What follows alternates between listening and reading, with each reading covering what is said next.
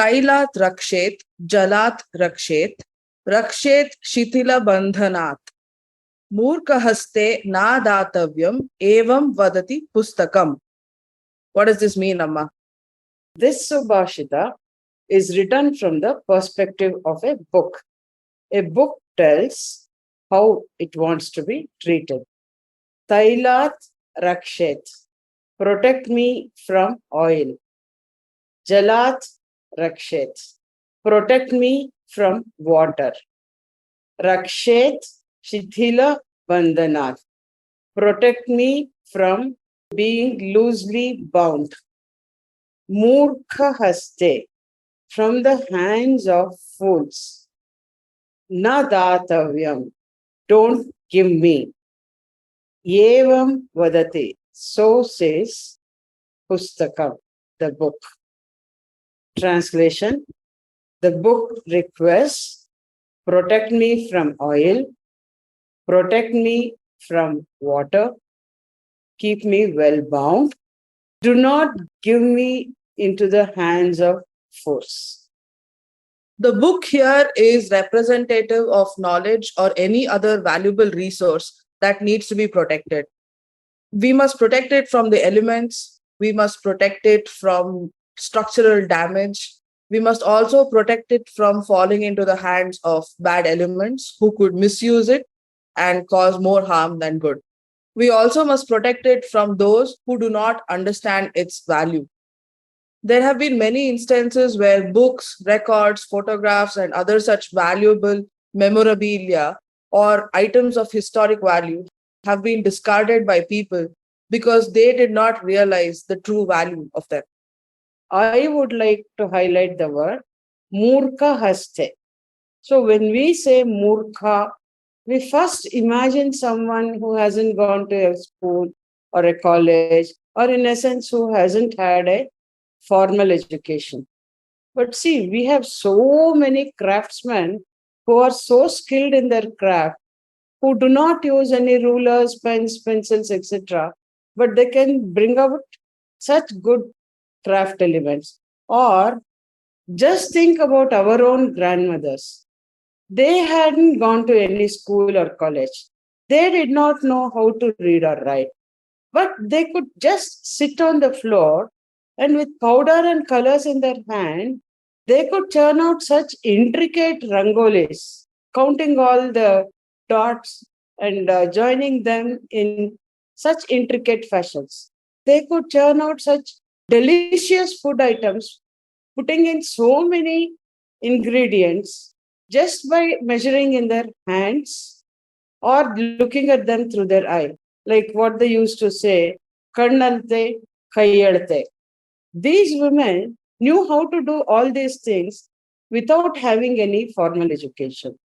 They could also memorize so many tricky shlokas, which were really difficult tongue twisters, and they never read any of them. Just by listening to them, they could memorize. So a Murkha is not someone who has just not gone to school or college. A Murkha is someone who is unable to assess the value of anything, who misuses the resources. Although this Subhashita talks about knowledge, it should be considered as more than just knowledge. You could think of this as any limited resource or any valuable resource, whether it is a natural resource like water or oil, or whether it is something like data. You want to protect this and make sure it doesn't fall into hands of people who are not supposed to have access to it. Cybersecurity is a huge thing these days. All of the banks, all of the financial institutions and companies are making sure that their valuable data is protected. And the Murkhas here are not necessarily fools.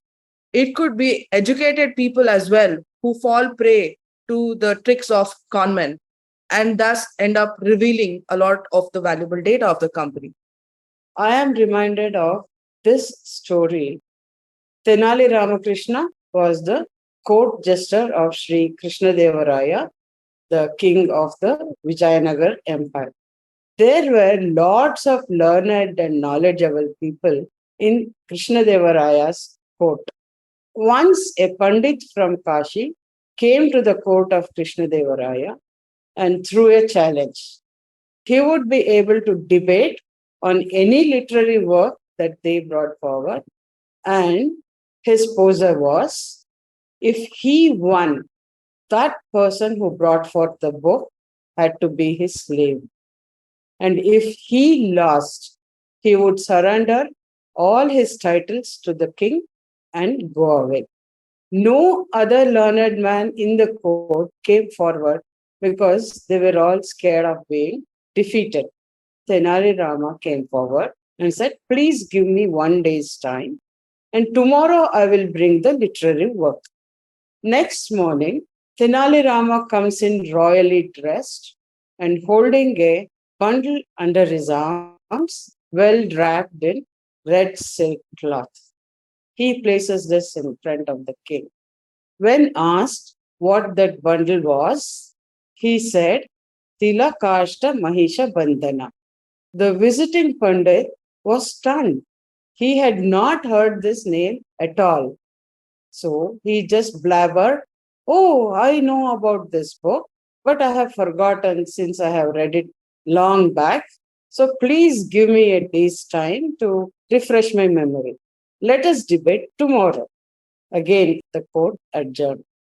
Next morning, that Pandit was not to be seen. He had fled in the darkness of the night. King asked Tenali Rama, "What is this?" Then Tenali Rama seriously said, "I will open it and show you." It contained a bunch of sticks bound by a rope. Tenali Rama said, "Tila, sesame or gingerly, Kashta, twigs, Mahisha, buffalo, Bandhana, rope. Twigs of sesame bound by a rope used to tie buffalo. The entire court burst out in laughter. Tenali Rama had saved the honor of the court by common sense and wit. So this story illustrates presence of mind, common sense, street smartness, and wit are way more important than just bookish knowledge. But when they are actually combined with bookish knowledge, the person is really knowledgeable. Murkha in this Subhashita can also be interpreted as a person who is ignorant or has incomplete knowledge. No matter which field you're in, I'm sure you know how novices can mess things up because of their lack of experience and complete knowledge. One of the classic stories about this is from the Mahabharata. The story is about Arjuna's son Abhimanyu. It is said that when Subhadra was pregnant with Abhimanyu, Arjuna was explaining to her the intricacies of the Chakravyuha. Now, Abhimanyu had a Rakshasa element and he had special powers. So, even in the womb, he was able to absorb everything that was spoken around him, and thus he learned how to penetrate a Chakravyuha. Krishna knew that Abhimanyu could do a lot of damage, so he wanted to make sure Abhimanyu did not get to learn how to get out of the Chakravyuha. This way, he would ensure Abhimanyu's death, both to kill the Rakshasi element as well as use it as a motivation for Arjuna in the war. So, Krishna interrupted Arjuna and ensured that Abhimanyu's knowledge remained half knowledge. During the Mahabharata war, when Abhimanyu was all of 16 years old, there came a situation where Arjuna went away from the rest of the Pandavas, and now the Pandavas had to face Dronacharya's Chakravyuha. Abhimanyu was the only person who knew how to penetrate the Chakravyuha, and the Pandavas promised him that they would back him up. And so he penetrated it, but the Pandavas were unable to back him up, and Abhimanyu lost his life.